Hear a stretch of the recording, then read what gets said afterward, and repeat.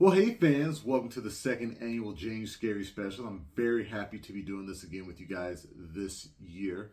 Today we're going to talk about M3GAN, a film directed by Gerard Johnstone, and it is produced by James Wan and Jason Blum. And it stars Allison Williams, Violet McGraw, Ronny Chieng, and first of all, I thank Universal Pictures for inviting me to the screening. It was a very fun experience to see in the theater. Even the little you're at this screening picture that they have on the screen at the beginning, the doll face starts to talk to the audience, telling them not to text, telling them I can't wait for you guys to see my documentary, stuff like that. It was very fun. And the basic plot of this film is that little girl Cady is going on a ski trip with her parents, and they die in a terrible accident, forcing her to move in with her mom's sister, who works at a toy company / robotics firm. She's working on this lifelike doll called a Model 3 generative android, which M3GAN for short, if you understand that. And of course the doll then imprints on Cady and they form this bond, and then everything goes south from there. And I have to say, I remember the first time I saw this movie, I was finishing up reviewing the JanuScary special from last year, and I looked ahead to 2023 to see what movies will be coming out, what can I review, and I saw this little film called M3GAN. And then I said, well, I guess I'll review that. I don't know if it's going to be good. I saw the first trailer when it came out, and I saw this doll dancing, and I was like, that's it. I have to review that film. It just looks utterly silly, and I just can't wait to see what it's about. And one of my only major problems with this film is that there's not more of that doll dancing and more of her killing people. I think that would have been a great way to do it. M3GAN is thoroughly creepy. She even sings creepy contemporary songs like Toy Soldiers and Titanium while playing the piano. The film is very self-aware. It doesn't take itself too seriously, and that works in its favor. It is a nice tight runtime of about an hour and a half, which there are plot holes that do start to appear in the film. So therefore, when you're watching this movie, you don't have to think about it too much. You can just sit there and just have a very fun time. The film is also rated PG-13, so there's not a lot of blood, not a lot of gore, very few deaths. It's really more of a creepy AI thriller, in my opinion, and not with it not being rated R, that will allow Universal to make a lot more money potentially, because a lot more teens can go see it without needing their parents to be with them.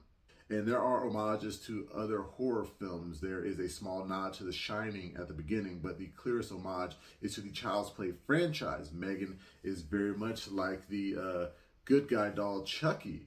And like I said before, the film doesn't take itself too seriously. There's a part later in the film where M3GAN's face gets all cut up and scarred, like how Chucky was in the later films in his franchise. And I think that was another nice nod to the audiences. The actress who plays her, I believe it is Amie Donald, she does a terrific job. And I remember when I first saw the trailer, I was wondering, is this CGI? Is it actual little girl wearing a mask? Is it a grown woman wearing a mask?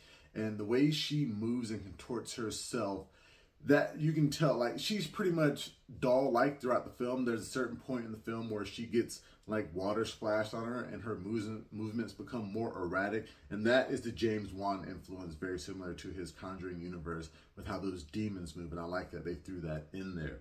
It does seem like the studio was not sure whether this would spawn a sequel of sorts, because it does pretty much end with a nice bow wrapped around it. So they could just say this was a one-off, a fun film to do, and not worry about a sequel. But I'm pretty sure if this makes money, we're going to get M3GAN the Return or M3GAN, however they decide to do it. I don't even know how to even say what they're going to do. But I'd be very interested in seeing this character return in another thriller. And I think they should go ahead and up it to rated R, or at least find a way to get more gore and more blood in there to just make it a little more scary. And the film actually really does have a nice message that it presents, not only about the dangers of artificial intelligence, but how kids today pretty much go unsupervised with all this screen time and their unlimited access to electronics, and how they form attachments to these things and not to real people. And that is a major problem that we should think of, because actually the best part about M3GAN is that it seems kind of realistic. You can easily see within 20 to 30 years Hasbro or Mattel or some of these companies developing this lifelike doll that kids would rather play with than a friend.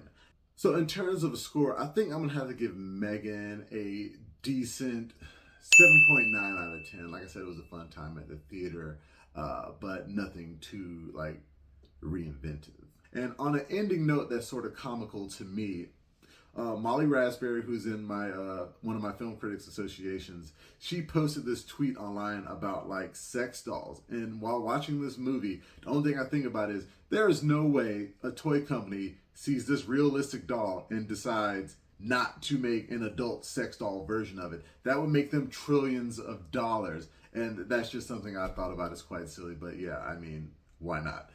I'd like to thank you guys for joining me for the second annual JanuScary special. I have a lot of great movies to review for you this month. Remember, you can find us on Facebook, Instagram, Twitter, and Reddit. And please, pretty please, make sure that you like, share, and subscribe. And until next time, I'll be seeing you.